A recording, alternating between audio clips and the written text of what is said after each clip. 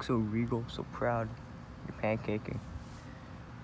Beardie dragons have very intricate eyes. Unlike humans, who have only 3 cones, which are like the red, green, and blue color sensors, beardie dragons have 4. They can see an extra color that we cannot. I don't know what color that would be. Like, I don't think it's possible to think of a new color. I mean, but it makes you wonder what color we're missing out on. Like, is there like an extra stripe to the rainbow? This is really pressing questions that we need to answer. Oh, sorry. Beardie dragons also don't only have 2 eyes. See those 2 eyes? They actually have a total of 3 eyes. You see this little scale? Sorry, bud. I'm gonna move your head just a tad bit. Right there. Yeah, that's a bird, I know. Right there, that little scale. That's actually your 3rd eye. It's called a parietal eye. It doesn't have any cones, which means it can't see color, but it has light sensing. It's basically just a light sensing organ. It's like not like the eye in front of your forehead that you think of like those really cool monk-like dudes who can see into the future, but it does help him a lot to see any predators going over the top of him. The whole purpose of the 3rd eye is to sense changes in light. So it's like shadows crossing your overhead. Because, you know, one of the predators of beardie dragons are birds. So you see like a shadow come right across, and we put my hand over his head. So a shadow comes across, they can see that something just passed overhead because their eyes are on either side, so they can't really see straight up. Which brings me to another point of talking about how, hey, it's my foot. Brings me to another point talking about where if you notice you're trying to pick up your beardie dragon, right, and he's like, every time you go in for a pickup, he freaks out.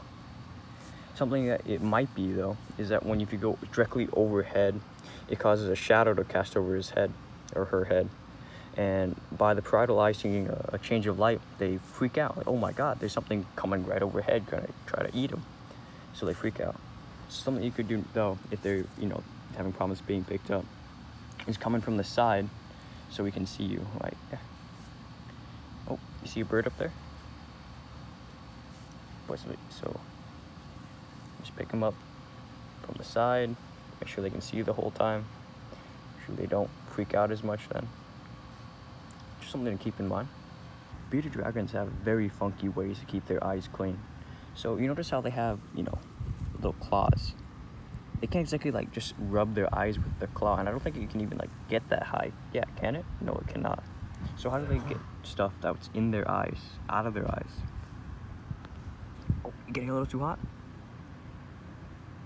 There we go, it's okay. No. So how do they get things that are in their eye out of their eye? Well, they do what like I call bugging, like they bug out. I have a video of Plopper doing this, and I'll go ahead and show that. But basically, they blow up their eye out of their socket, so they look like Sid the Sloth from, I think, Ice Age. And like, it expands out, like, so it's out of its, you know, its skull.